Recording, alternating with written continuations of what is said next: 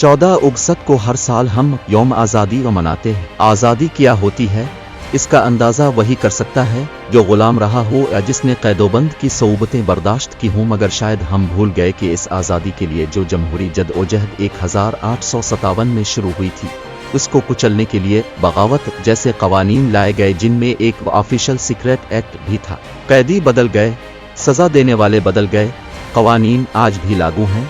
बस फ़र्क इतना है कि कल तक उन कवानीन की मुखालफत करने वाले आज इसका दिफा कर रहे हैं। ऐवान सदर की राहदारियों में जो कुछ हुआ और हो रहा है वो महज एक इत्तेफाकिया वाक़या नहीं, पूरी एक दास्तान है।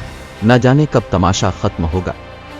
अहम बात यह नहीं कि कानून कैसे बना, बल्कि कानून की अबना। अलिफ़ खुदा हाफिज। हाइब्रिड जमहूरियत का बोलबाला है। इस्लामाबाद में ऑफिशियल सीक्रेट एक्ट अदालत कायम हो गई, जहां उन कैमरा ट्रायल होगा और यूं हम एक नई तारीख लिखने जा रहे हैं जमहूरी माशल्लाह की। मोहतरम आरिफ अलवी साहब पेशा के एतबार से दांतों के डॉक्टर हैं, मगर सदर बनने के बाद वो चले थे कैंसर का इलाज करने। अब नुस्खा कहीं खो गया है तो पहला सवाल तो उन्हीं से बनता है कि आखिर नुस्खा में लिखा किया था कंपाउंडर कौन था।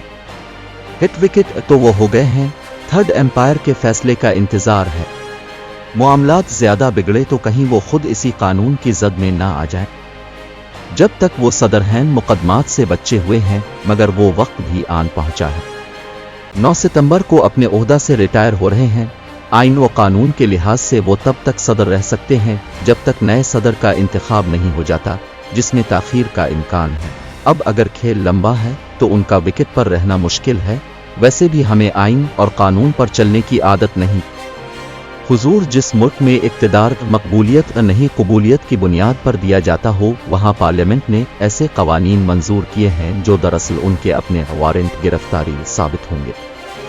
जिन दोस्तों का ख्याल है ये हाइब्रिड मॉडल 2018 की पैदावार है, वो गलत फहमी दूर कर लें।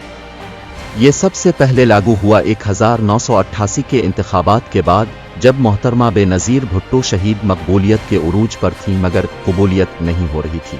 इस वक्त मामला ऐवान सदर में अपना सदर लाने का था।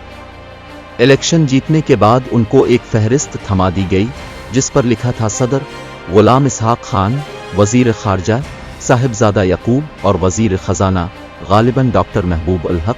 मकबूलियत का ये आलम था कि ISI के साबिक सरबराह जनरल हमीद गिल ने उनका रास्ता रोकने के लिए इस्लामी जमहूरी इत्तेहाद बनवाया, मगर PPP ने फिर भी इलेक्शन जीत लिया। अब सारा दबाव इक़्तिदार की मुंतकिली का था। ऐवान सदर 18 माह साजिशों का गढ़ रहा।